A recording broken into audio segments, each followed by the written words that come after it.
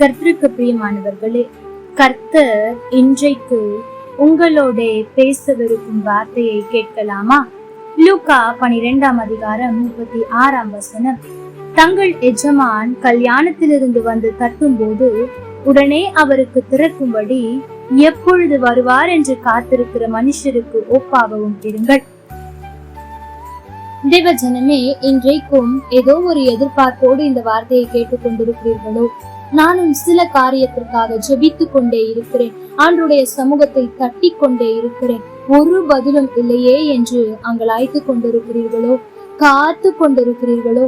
தேவ ஜனமே, நாம் காத்திருப்பது எவ்வளவு அவசியமோ அதே போல இன்னொரு காரியம் அவசியம். நாம் அநேக நேரத்தில் ஆண்டவருக்காய் காத்திருக்கிறோம், ஒரு நன்மையை பெற்றுக்கொள்ள காத்திருக்கிறோம். ஆனால் இன்னொரு காரியம் இல்லாததினால் தான் அதை பெற்றுக்கொள்ள தவறுகிறோம். அதே அதிகாரம் 40ஆம் வசனம் சொல்லுகிறது, மனுஷகுமாரன் எப்பொழுது வருவார் என்று நீங்கள் அறியாதபடியினால் ஆயத்தமாயிருங்கள் என்று. தேவ ஜனமே, இன்றைக்கு நீங்களும் நானும் அநேக காரியத்திற்காக காத்திருக்கிறோம், ஆனால் ஆயத்தமாயிருக்கிறோமா என்பதை சிந்தித்து பாருங்கள். தேவ பிள்ளைகளே, நீங்கள் காத்திருக்கும் போது ஆண்டவருடைய கண்கள் ஈர்க்கப்படுகிறது, அவர் உங்களை பார்க்கிறார், உண்மைதான். ஆனால் நீங்கள் ஆயத்தமாகும் போதுதான் அவருடைய கவனத்தையே ஈர்க்க முடியும் என்பதை ஒரு நாளும் மறந்து விடாதிருங்கள். உதாரணத்திற்கு, உங்கள் வீட்டிற்கு ஒரு விருந்தாளி வருகிறேன் என்று ஒரு மாதத்திற்கு முன்பே சொல்லிவிட்டார் என்று வைத்துக் கொள்ளுவோம். அந்த ஒரு மாதமும் நீங்கள் காத்திருப்பீர்கள். அடுத்த மாதம் இந்த தேதியிலே அவர்கள் வருகிறார்கள் என்று ஒவ்வொரு நாளும் காத்திருப்பீர்கள். ஆனால் அவர்கள் வருகிற சமீபத்தில் நீங்கள் ஆயத்தமாவீர்கள். அதாவது வீட்டை சுத்தம் செய்து அவர்களுக்கு என்னென்ன பிடிக்கும் என்பதை வாங்கி வைத்திருப்பீர்கள். இதையெல்லாம் அவர்களுக்கு செய்து கொடுக்கலாம் என்று ஒரு திட்டம் வைத்திருப்பீர்கள்.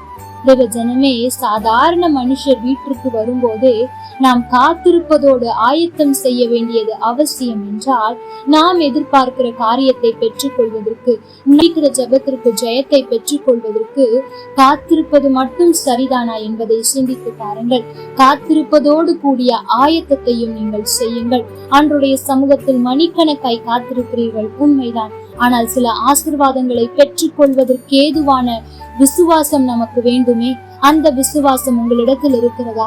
பரிசுத்தம் வேண்டுமே, அந்த பரிசுத்தம் இருக்கிறதா? போதிய ஜெபம் வேண்டுமே, அந்த ஜெபம் இருக்கிறதா? இப்படிப்பட்ட ஆயத்தங்களை நீங்கள் செய்யும் போது நீங்கள் காத்திருக்கிற காரியங்களை ஆண்டவரிடத்திலிருந்து பெற்றுக்கொள்வது சுலபம் என்பதை ஒரு நாளும் மறவாதிருங்கள். தேவ ஜனமே, ஆண்டவர் எப்பொழுது வேண்டுமானாலும் வந்து நீங்கள் விரும்புகிற காரியத்தை கொடுக்க போகிறார். ஆனால் ஆயத்தம் இல்லாமல் இருப்பீர்கள் என்றால் அதை இழந்து போவீர்கள். காத்திருப்பது முக்கியம்தான். அதே சமயத்தில் காத்திருப்பதோடு கூட ஆயத்தத்தையும் செய்து பாருங்கள். அவர் வரும்போது ஆசீர்வாதத்தை முழுமையாய் பெற்றுக்கொள்ள முடியும். எதையும் இழந்து போக மாட்டீர்கள். கர்த்தர் தாமே உங்களோடு கூட இருந்து உங்களை ஆசீர்வதிப்பாராக. ஆமென். லைக் பண்ணுங்க, ஷேர் பண்ணுங்க, கமெண்ட் பண்ணுங்க.